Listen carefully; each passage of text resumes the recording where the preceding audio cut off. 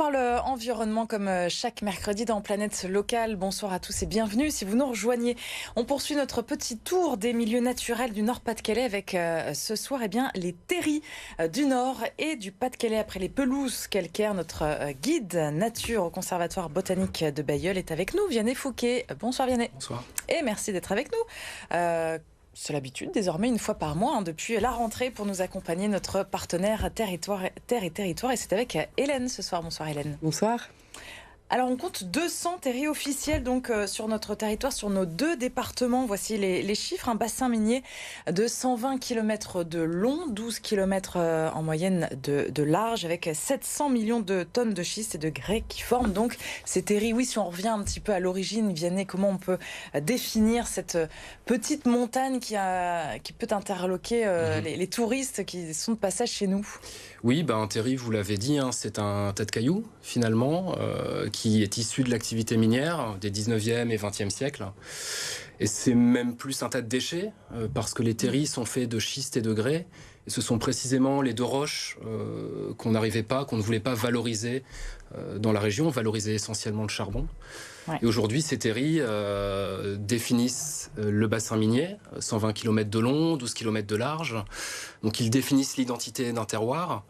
Et je crois aussi qu'ils soulignent le courage d'un peuple, finalement, qui ne recule devant rien, parce qu'il fallait le faire pour évacuer 3 milliards de tonnes de pierres du sol. Mais ça paraît fou qu'aujourd'hui encore, ce soit toujours en place.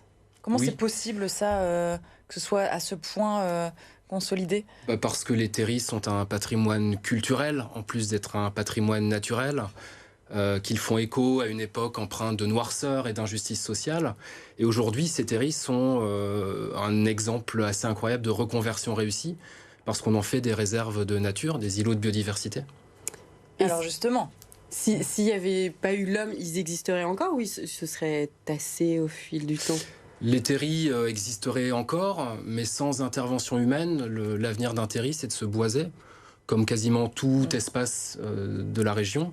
Donc les gestionnaires d'espaces naturels, aujourd'hui, travaillent à maintenir ces milieux ouverts, parce que l'originalité des terris, d'un point de vue végétal, c'est pas tant les arbres et arbustes qu'on y retrouve, ce sont essentiellement les pelouses très chaudes, très sèches et acides qui s'installent sur ces milieux-là. Donc qu'est-ce qu'elle favorise alors, cette terre-là, ce terri-là? Le terri, c'est une excentricité dans la région. Comprenez bien qu'on a déposé sur un océan de limon frais et fertile des tas de cailloux qui sont chauds, qui se réchauffent rapidement parce qu'ils sont noirs, donc le noir capte la chaleur, qui sont secs. Le terri, c'est un milieu qui est perméable et qui sont acides. Voilà. Donc on va retrouver sur ces terris des espèces qui voient un habitat de remplacement, un habitat de substitution. On trouve des espèces montagnardes, on trouve des espèces d'ordinaire inféodées au milieu dunaire, on trouve des espèces d'ordinaire inféodées aux pelouses calcaires. Donc ces terris font l'éloge du cosmopolitisme, littéralement. Donc vous avez des exemples de ce qu'on peut retrouver en termes de plantes, par exemple? Je lisais sur l'un des sites du bassin minier, site officiel, qu'on pouvait retrouver jusqu'à 300 espèces de plantes. Oui, alors ça dépend des sites, mais il y a une espèce qui me vient en tête qui est le pavot cornu. C'est un gros coquelicot jaune, en quelque sorte, qui est inféodé au milieu dunaire. Mais au final, un tas de sable ou un tas de schiste et de grès, au niveau des conditions édaphiques du sol, ça ne change pas grand-chose. Donc ce pavot cornu a trouvé un habitat de remplacement sur les terris du bassin minier. On peut aussi citer la patience à feuilles rondes, qui est une espèce montagnarde qu'on retrouve dans les Alpes, dans les Pyrénées, et qui finalement, à la faveur de 180 mètres de hauteur, a trouvé sur les terris des conditions submontagnardes qui se rapprochent de la montagne. Et alors du coup, c'est des espèces qu'on protège ? Oui, ce sont des espèces patrimoniales à plus d'un titre et qui sont souvent mises en haut des listes au moment d'élaborer des plans de gestion, parce que ce sont des espèces qu'on peut trouver ailleurs en France. Je pense à la patience à feuilles rondes, mais dans la région, on les retrouvera uniquement ou à peu de choses près sur les terris. Ouais. Et le fait que le bassin minier soit classé au patrimoine mondial de l'UNESCO, alors il n'y a pas que les terris du coup évidemment, hein, c'est tout ce qui entoure le territoire, ça peut aider, ça aide ou pas du tout, ça se joue vraiment à petite échelle et au quotidien? C'est une reconnaissance qui se prend. Après, le classement au patrimoine mondial de l'UNESCO, peut-être que ça fige aussi les terris dans le temps. Et pour en avoir discuté avec une collègue qui enseigne à l'université de Grenoble, qui travaille sur ces thématiques-là, elle me disait que les habitants du bassin minier avaient peut-être aussi envie de changer, de renouveler l'image des terris et du bassin minier, et des carreaux et de l'ensemble des sites d'extraction. Et que le fait de figer ce patrimoine-là dans le temps, voilà, ça pose quelques questions vis-à-vis des locaux qui vivent dans ce bassin minier. Et est-ce que du coup ça devient des sites touristiques, les terris? Oui.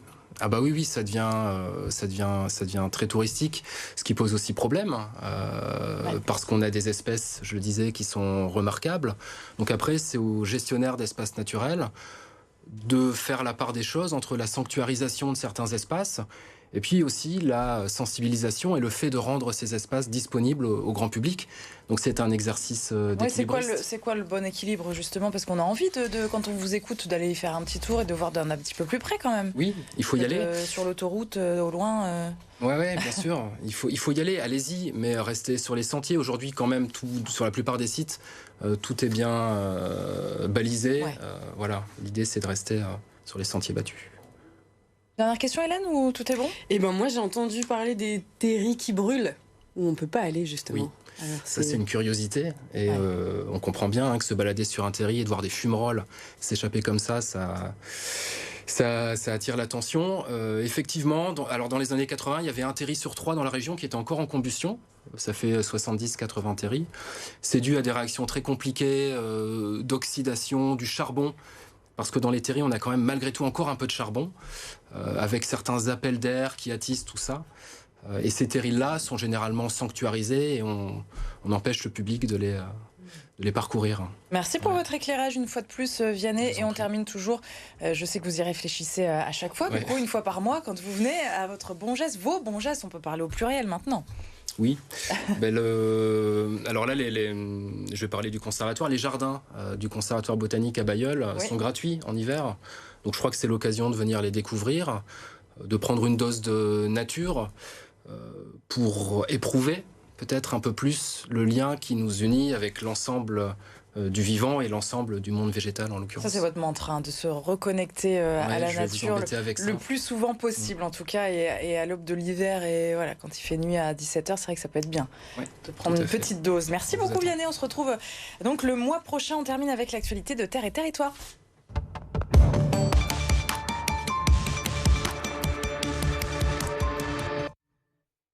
Et cette semaine, Hélène, on s'intéresse à Solal qui vient de fêter ses 5 ans. C'est une association, hein, c'est ça? Oui, c'est ça. C'est une association qui facilite l'organisation des dons entre les agriculteurs et les associations d'aide alimentaire.